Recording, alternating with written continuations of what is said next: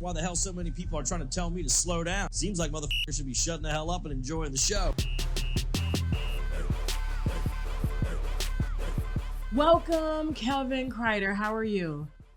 Thank you. That was lovely. Okay, I got it right. This is like the third take almost. Okay, so you are from Netflix's show Bling Empire. This show is about it's an Asian reality TV show that shows Asia's real just kind of rich and wealthy. And I wanted to get to know you as well as your position, your character, and how you felt about some of the things that happened on the show. Sure. I mean, I think it's more than just the lives of the crazy, rich, wealthy Asians. I mean, I'm in it. I'm not crazy, rich, wealthy Asian. Okay. I would probably consider myself like the leading man on there. And yeah, we don't just tell stories of the rich because, that would be discounting a lot of the family stories that we have on that show, the loss, the friendships, there are some petty arguments, obviously, but I think it just downgrades it to a typical like rich person show. But I disagree with that. I think there's so much depth to it that people never really have seen, and especially from the Asian culture. Okay, and that's why we got you here. You know, a lot of times, especially Asians and Black Americans have been working together for decades, and to be able to see, we have a lot of Black African reality TV shows, which gives people an insight into the Black culture. Not all of it's correct, you know what I'm saying, but to see something from the Asian culture, it was really refreshing. And so, I agree. I agree. I think that's one of the things that we really appreciate about this show is like. To me, I think Asians just don't speak enough, right? And that's kind of the stereotype that you hear. And there's something to be learned about when you just kind of speak out loud and share what's really going on instead of trying to play the model minority, like we're the best minority and keep your head down and just don't make any ruffles in the industry or anything. So I think this one shook the industry up a little bit. And it took a reality show to do it, which is kind of cool. Yeah. I hope to see more. How has life been after the Bling Empire has aired on Netflix? I mean, it's night and day. I know a lot of people think there's like overnight success because of this Netflix effect, right? Like it's like nobody really knows who you are, and then all of a sudden the whole world knows who you are to a certain extent. Like we're not like A-list celebrities or anything, but it's like people hear the name, they know it, and they know Netflix, and it's quite amazing the reach, the people I get to meet now, the opportunities. It's quite magical, actually. And shooting season 2, which is coming up, it's like even more magical. It's like so we are getting a season 2. Oh yeah, that was announced a long time ago. I missed that. I'm so sorry. I missed that, and I work so much. So when it shows up, that's when I see it. I'm like, okay, here we go. Yeah, and so I mean, like, realizing that we're into season 2, it's like it makes me realize how fortunate I am. I mean, this is what people come here to Hollywood for, to get a chance at this. My story too is like I didn't actually. How do I say this? It's weird. I almost gave up on the whole entertainment industry until this came knocking on my door. So yeah, well, I mean, I've been an actor and model and everything since I was like 22. Like people don't know that. Yeah, that was going to be my next question. Like, what was your first jobs in the industry, and how did that go? And I was doing personal training for a few years, and I got into fitness modeling, and then I got into acting around 25 to 27 was when I really pursued acting, modeling full time. But I was doing modeling part time before that, and personal training was kind of my full time thing for a little bit. And then I went to New York and tried to pursue that career of like the New York lifestyle, parties, modeling, girl, all that stuff. And I actually ended up doing really bad. Like it wasn't a good fit for me in New York City at the time. So then I kind of lost it all, got back to Philadelphia, tried to do modeling again, commuted back and forth from New York to LA, New York to Philly. And then it just wasn't really going so well. And I was like, man, it just seems like I can't fit in anywhere in this industry. Even in Southeast Asia, they rejected me because I was like Wow. too muscular back then, or I was too dark, or I wasn't speaking their language. What? Yeah, like Southeast Asians have a lot of rejection on their own kind. It's kind of crazy. And I speak about this a lot in our community of like, we need to stop rejecting ourselves first. We need to really start to accept ourselves if we want the rest of the world to take us seriously. And so I felt the rejection and I felt really hopeless. And then I started speaking about this hopelessness. I started speaking about how I felt unattractive or emasculated growing up as an Asian guy. And Well, like, you're definitely not unattractive. So I'm just putting well, it here's out the thing. there. I was I'm a treated like, woman, so I know, women are the judges. I would say this though too, and it's Yeah. really, but like, I think I've grown a lot in the hmm last 6 years. So I think me speaking at my truth as an Asian guy and saying like, hey, this racism in dating is not okay, you Mm. know? And then talking about how racism was allowed when I was growing up as a teenager, like on the sports field. Jeremy Lin does a really good job at that. How I speak about the rejection that I felt, the humiliation and shame of being an Asian guy, and just overcoming that, and what it led to me to, and I got sober, and my life started to change afterwards, and I started to go on these platforms and speaking about it. That's when actually it drew the attention of some of the producers, and they asked me to be on the show, and so that's why I always felt like I never really asked for it. It kind of just happened because I had this real narrow mission to not just make everybody aware about what's going on with Asian men, but like also too, just having a purpose to help that Asian guy that was growing up feeling really nerdy and crappy about himself and the self-image and the way they're portrayed in media, or like the way girls treat them, and the rejections that we get are very similar. I'm not going to speak for all Black women, but I would say that a lot of Black women tell a lot of Asian men that we're kind of the same in the race. I was Like gonna on the say that was gonna be my next point. We go through a lot of this, like similar things. similar things. Like I've heard Black women tell me that Black men are like, no, I don't date Black women. I like white Yeah, women. like what the fuck? Your mom's Black. Like what the fuck? What do you mean? Or their daughters are. It's like what? Yeah, See them, but also that comes with internalized racism towards ourselves, or yeah. people don't think it's internalized racism. It's more like they call it preference, but actually it's just seeing white beauty as superior. So that kind of is a form of racism. If you just literally say, I don't date Black women when you're a Black guy, it's especially confusing, right? You're Yeah. just, and I mean, then there are white men that say they don't date white women. They only date Black women, and they kind of live in these bodies and they feel like, oh, I was born in the wrong body. And it's like, no, you just have a preference and that's okay. And so yeah, that's still along the lines of self-hate. I know what you mean. I definitely agree with that. I mean, like, the thing is, I get the fact that maybe not all white people are beautiful. You're not going to find them attractive. Same thing with Asian, Black, Yeah. Hispanic, and Yeah. like, there's some freaking beautiful people out there. Like, it doesn't all belong and entitled to one race. Right. But we all know the what do they call themselves? The Europeans branded themselves Yeah, very well amongst um our races, to even make like us feel like we're not as beautiful as totally. them, and that's like crazy. Like I see some Black women, I'm like, you couldn't put her next to just any, Caucasian woman, because she would just blow her out of the park. And the same thing with Asian women. No, it drives me crazy actually sometimes Yeah. to see that with Asian women just lowering. It feels like it's almost lowering themselves for a fetish, like a European guy or something like that.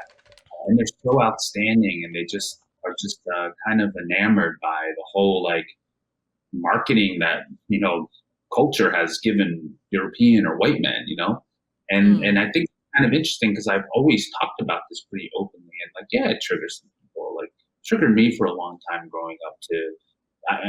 I'm guilty of it. Like, I only dated white women for the longest time. I was also adopted, and a lot of adoptees say, well, that's just the way I was brought up. It's like I'm only around white people all the time. It's like, yeah, but I mean, eventually you get to see other races, and to just continue down that path of only dating a certain race because that's what you see as like kind of the most desirable. there's something that I looked at in myself and realized I suffered from an inferiority complex. But Mm. nobody told me that, you know. I had to figure that out for myself. And then once I figured that out for myself, I could do things to make myself feel esteemable.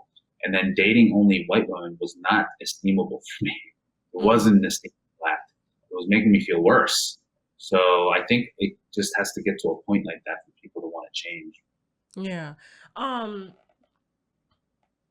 that's um that's very deep that you spoke about that, because a lot of times we can't have these conversations.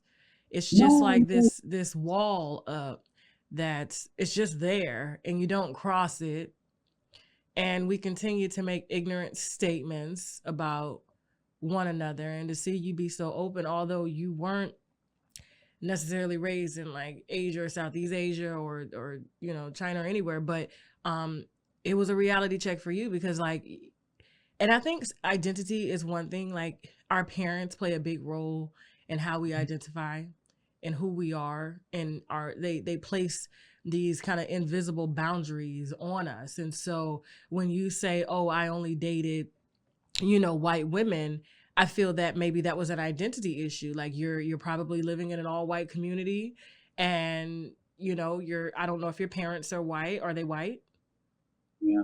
Oh, yeah, they are. But I also Okay. say it's an insecurity and just a way to try to fit in. I mean, like, we do certain things in human behavior to try to fit in. We either try to literally fit in, or the way we try to fit in is trying to be different. Then we end up fitting in, and then we call ourselves artistic, but we're really a hipster, you know?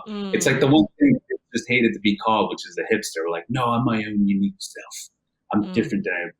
But that's a way of fitting in, But you what if know? it's all you know? Have you been in some? I don't know if you've ever had a chance to take a walk through some black neighborhoods that's all predominantly black. Yeah, I went to Temple University. Like, I partied in the middle Oh of well, North shit. Carolina. So you know, like there's some men that come out of my community and they say I only date black women, and a lot of Africans are like that too, because their continent is predominantly. And I can't say that I'm African because I was born here, although I am African, of African descent. My Yeah. ancestors were definitely African, but all they see is black women, and so there are some that eventually kind of get out, and they're able to get from under what their parents have taught them, and they're able to just allow anybody in. Not necessarily, oh, I'm just going to only date white women and never date black women again. It's okay, these are women, I'm attracted to them, and I'm going to get to know them.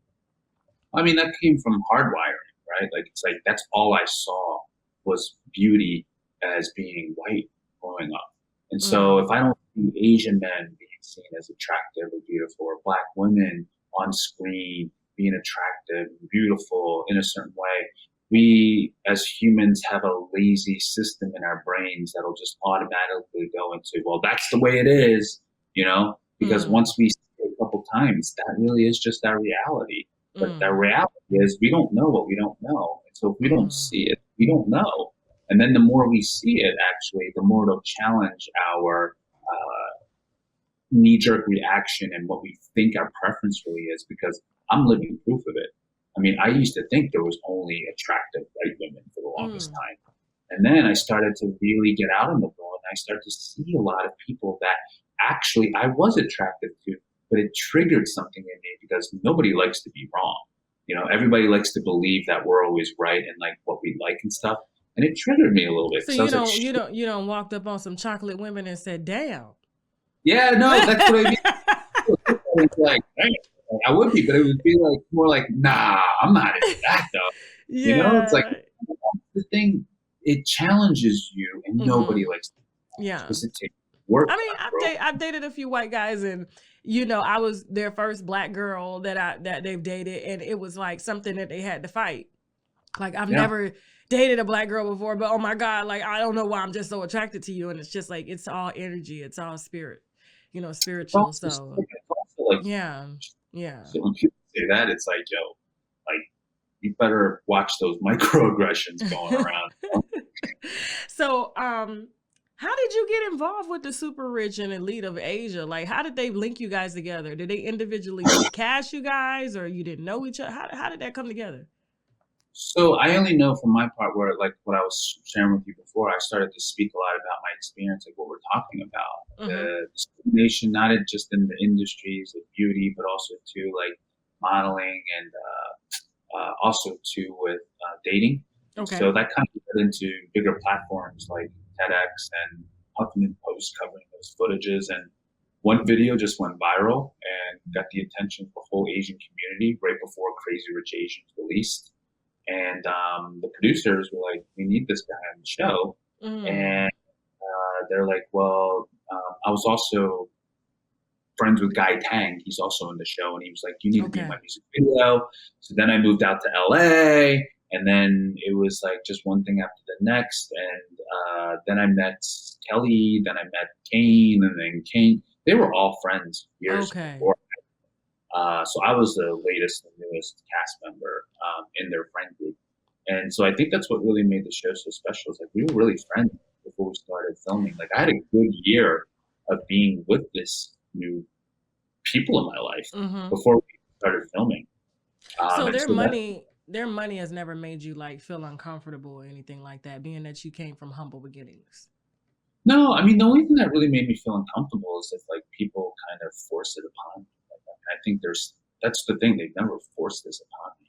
Mm-hmm. They can easily just ignore me and not invite me to any of the parties because I'm not wearing designer wear all the time. But I've really just enjoyed their company and they've enjoyed mine because I think I bring something different to the table. You know, like I don't really get too enamored by all that stuff, and I think that's something that they kind of are interested in. You know, because some people need that stuff to make themselves feel better. But I've learned in life from Ooh, having shots fired. well, I'm just saying from having Yeah. it just doesn't matter. Like Yeah. if I have not is the difference, you know. Like I think if you take some of that stuff away from them, they might not actually feel good about themselves because Yeah. that's what makes them them. But I've had stuff like that in my life taken away from me, and now it's like okay, I realize it doesn't really make me like I feel sometimes better not even having all that stuff. You know, like even upgrading my life a little bit. I'm just like yeah, but I mean, it makes me question like why do I want this stuff? You know. Yeah. And I mean, it does take a come to Jesus type moment. Like, am I Yeah. really gonna spend like $1,000 on a wallet?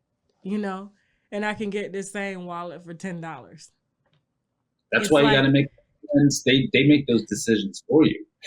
yeah, that is very true. Because I was gonna say, like you said that, they wouldn't invite you to parties because you didn't wear a name brand, and that's like mind Oh no, they boggling. do They did? still. Yeah, no, I not. If I said that, Okay. that's like no, Oh, they okay. do. I They wanted to say clarify that. Okay. not like they don't do that. That's what makes them. I feel comfortable because they could easily not invite me if they didn't want to, but I Okay. still invited to these things, which is Because cool. I know there were a few jokes made like on the show about you not knowing what like, designers like Hermes or Chanel or Dior, you Yeah, no, know. Dior. I never heard of Dior until I met Anna. So Okay. very recent thing, you know. Like I think in my world, I'm like, man, shit, like Hmm. Polo, Ralph Lauren's like the highest end thing, you know. Like I Yeah. didn't. It was something bigger than that. Yeah. I mean, as a model, did you ever get a chance to like get introduced to some of these brands though Well, along the that's the way? thing, I never even got castings for this stuff, you know, or Oh, wow. Okay. Okay. know, it's Okay. weird. It's like Okay. I never even got exposure to it because they just didn't really pick me or they didn't really see a point of me being at the table with them. Mm. Okay. AdamandEve.com. I'm talking toys, bondage, lingerie, and so much more. Plus, they have 24/7 customer service, so you can order at 3 a.m. if you ain't coming, if you get me, okay? And if something isn't working out, you can send it back within 90 days, no hassle. And if that's not enough, you can also take pleasure in knowing that 20% of their profits goes to help fight the spread of HIV around the world. So go on ahead and log on to AdamandEve.com. Use the code TASHAK for 50% off one item plus free shipping in the US and Canada. Some exclusions apply now, but hurry up and visit AdamandEve.com so they can make you come. Let's put the wine down for a second because at times like this, we need to take a shot. All love the olive leaf extract because the olive leaf boosts our immune system and has been known to reverse high blood pressure, lupus, diabetes, and certain cancers. Check them out at myoliveleaf.biz to learn more and to order, or simply click the link below in the description box. Now back to the wine. Oh, it's safe to say that everybody's cool. So when we see season 2, it's definitely going to be a more, I mean, of course, because you guys spent like entire season 1 and you already knew everybody. Are we going to see some drama, or are we going to see more just love? What can we expect seeing season 2? I mean, you're always going to see a little drama, but it's not. Okay. I don't want to say it's the typical drama you see from a reality show, which I think is pretty cool. I think one of the producers always said, it's like, you guys are friends. Like, a lot of the drama comes from the outside issues you guys have, like fighting against things that happen in life, like loss, or, you know, like Christine was going through, like not being able to have a child. Like, those are the things. That's sad. That's really sad. Yeah. And it's like, And I so just want to have a baby and give it to her. Like, here. Yeah, so I think those are things that really make the story unique. So we're all trying to grow in our lives and our journey. You know, like, I think if you see other reality shows, there's no growth. It's always about just, who's saying this about me and that, and you know, it's just like you're so much more. You're so much bigger than, like, even though the reality show is definitely good for you, good money, good publicity, a good, you know, leg up in Hollywood. Like you said, you were, you know, thinking about quitting because you had been doing it for so long, and then bam, you know, the show popped off. Like, and it popped off around a time where the world really came down hard on Asians. You know? The coronavirus, watching that is, and watching just, you know, I was on a plane one time, and I remember a lady did not want to sit by an Asian lady because she thought she was going to get COVID. And I was just like, you do know that COVID is airborne. Like, you do know that, right? So it could have been somebody, like, how does that make you feel? Like, being on television and watching just all the hate, like, and I know you spoke about this earlier during the interview, but like, from that side, how do you feel about that? Well, it's definitely scary going into a reality show with all Asians when it seems like the whole world's blaming Asians for all of this, right? And it's like kind of funny. It's like, we have nothing to do with China, but everybody associates every Asian in America, the problems that we get from China or the wars that happen. It's like, dude, most of us don't even know Chinese. Like, what are you talking about? Why are we to blame, you know? So it's hard to see that, and especially to see the most vulnerable, you know, women and older generations getting hit on the most and hit by the most of all of the hatred, the easiest targets. But I think I was scared when it was coming out too, because I was mostly scared because I thought, at least if the rest of the world this doesn't get to, you know, like, as long as this gets to the community that I wanted to serve the most, which is the Asian community, I thought I'd be happy. But because of all of this stuff, the Asian community was so backlashing against us. Oh my God, this is the reason why, blah, blah, blah, the model minority, not another rich show, like such a douchebag, everybody, blah, blah, blah. It really scared me. And actually, I remember a couple days before it released, I called up my buddy Guy for advice. I said, what's going to happen, man? It's like, this is either going to be the biggest mistake I've ever made, or it's like the best thing. And, you know, Guy was confirming. He's like, this is either going to be what not to do, or it's going to be an example of what to do for the rest of history for Asian Americans. And I was really hoping, to God, I was praying so much. I remember crying. I was like, damn, I made a mistake. And there's like so much hate and backlash from the Asian community, so much critique, which reminds me, by the way, of like how Asians talk about, oh, I don't want to be criticized. That's what my parents did. I'm so over my overcritical parents, yet they still carry the generational trauma on other Asians. Like, we're the most critical on ourselves ever. Like, it's unbelievable. I don't know if the Black community shares that. It's like your own community is the hardest critic, you know? And so I find that it came out, and it wasn't the Asian community that backed it up right away. It was Black and white communities and people internationally that loved it. And then all of a sudden the Asian community is like, well, let's see what it's all about. And they're like, oh yeah, now we're on board. Now we love it, you know? Yeah. And I felt that kind of hurtful because it was like, wow, you guys judged us so hard based off of a trailer, you know, and you were about to boycott us and you were trying to boycott us. And really it was something that people loved and it was a different show that people expected.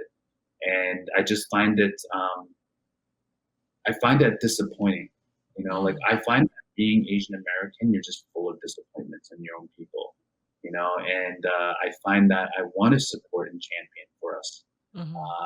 Sometimes it's not the right, it's a different avenue, right? Like, I don't think I went into this going with like, I want to disappoint Asians. I want to make them proud. Like whoever goes into a show thinking, oh, man, I can't wait to piss off other Asians, you know? Well, I mean, in our industry, it happens. Like, listen, I'm ready to turn up. I'm ready to do this, but I do want to tell you, like, you know, it's data, statistic wise, the African American culture as well as African culture put on, like, they make television what it is. You know, we'll watch things that most of the world won't watch, and once it's popular, everybody wants to watch it now. Like, you know, the Kardashians, even though there's a lot of cultural appropriation going on in the show and amongst what they do. I mean, they date black men, they have black kids, you know, they're very, very voicious about that. And I don't see anything wrong with that per se, as long as you're doing it for the right reasons. You know, black women have taken the show from, you know, nothing to something. And now you're watching Kardashians get their bodies done. And guess what's happening? The black celebrities are getting their bodies done, and now it trickles down into the population, and black women are following something that was basically taken from them. Because I mean, we know that black women are the most curvy, and it was something that you know, I feel the Kardashians needed in order to attract the type of black men that they wanted and needed, you know, the ball players, the rap stars and things like that. And it was just crazy to watch how it just flipped and how influential the show became when they were culturally appropriating black culture or African culture. And it's like, you're selling their own culture, our own culture back to us. It's really crazy. Did you ever you know? Well, we had that Fox Eye trend going on for a little bit. I don't know if you're aware of that, but it's like a lot of people taping back their eyes and doing this and saying like, I saw a guy that's actually getting plastic surgery to look like a K-pop star. Yeah, and like the weird thing though too, it's a confusing compliment, I guess, is what they would call it, because it's like you make fun of Asians for it and you look down on us, but if it's on a white person, you're okay with it. Yeah, I think that's crazy. So that, I mean, we talk about this in the Asian community, or at least the ones that really want to see change happen. You know, there's a lot of lazy thinking Asians who can't think for themselves, who just kind of say like, you know, oh well, whatever, you know, like it's not my problem. I'm married. I'm happy being miserably single. You know, like all of these things, and it's kind of hard to change everybody's mind. But what I realized is like kind of like what you were saying a little while back ago. It's like the black community creates things that black community watches, and they're proud of it. Asian communities, we don't have that as much. Yeah. And that's what I try to explain to the Asian community, that we have the buying power and we have the power and the numbers to change that. If Hollywood, I don't know, and I won't speak of this per se, like if they're, I'm sure there's racist people in Hollywood, but the thing is money talks. Right. Hollywood's a business. If the black community creates something and no black people watch it, no white people watch it, no Asians watch it, doesn't matter if it's an all-star cast, they're not going to do it. Same thing with the Asian community. If we create Asian content, but no one buys it from the Asian community, they're not going to do it. So my thing is, I always say, put your money where your mouth is. You want change, you want to see more Asians, then put your attention to it. And our attention is in the Asian film, right? And it's not just K-pop and all that stuff, but it's Asian American martial arts. You know how we're all branded. You know, white people are the saviors. They're the ones that colonize the world. Black people are the gangsters, the poor people in the movies. Asians are the martial artists. You know what I'm saying? It's just like in Spanish, I don't even know. The most dramatic, I would say, the loudest. The Italians are the gangsters. It's always like it's been branded so much for years. And I'm glad that you're coming out to speak about it and you're able to really sit down and have these conversations and even, dialogue with me. Even though I'm a celebrity gossip channel, you could easily say, you know what, this doesn't fit my brand, but I'm a fan of the show. So it's like, I'm excited to talk to you, and I do hope that, more people are able to kind of put their guards down and just really get to know people. And I'm gonna be honest with you. Listen, I live in an all Asian community. And when I tell you I'm behind on the name brand, my neighbor, she puts me on. I'm like, I didn't know that Louis Vuitton had this. Like they're very, very like up to date on that stuff. And it's really like kind of neat to find out about it, like which brands you shouldn't buy, which ones you should buy, which ones I guess can make the most money if you were to sell them either, retail wise, or it's so crazy. Yeah, sorry. I was just gonna tell you. So I mean, yeah, but I'm glad that you were able to come on. Is there any like business ventures that you have going on from the show? There's a few. I mean, the one most recently is, I've always loved Asian culture. Obviously, Yeah. I love myself more as an adoptee. Matcha has been something I've been really loving, and so me and Kane actually have this new venture together. It's a performance matcha. So we'll launch that pretty soon. I love matcha. Oh yeah, I hope you like this product. Yes. Yeah. Okay. So it's got everything great from matcha, plus like a little bit of Western ingredients for like performance. So we're just, excited about that. But also season 2's coming out. Yay. Okay. And, more from there. All right. Well, thank you so much for lending your time. I really appreciate it. Can you tell the viewers, especially if they're new and they want to find, ask you questions in a DM, could you let them know where they can find you on Instagram, Facebook, Twitter, Snapchat? Contrary to popular belief, I do answer my DMs if it's an actual question. Sometimes people just say like, "Oh yeah, you're hot. I love you on Bling Empire." I was gonna say you probably get a lot of bitches in your DM and stuff. I don't really answer them. I kind of just go through them. But it's like if you actually, I'll respond, especially if it's a good question. So you can find me on Instagram, Kreider, with TikTok and my website. Okay, perfect. All right, so the Bling Empire season 2. I'm excited. And I guess this is it. Now we gotta go. Bye. Thank you.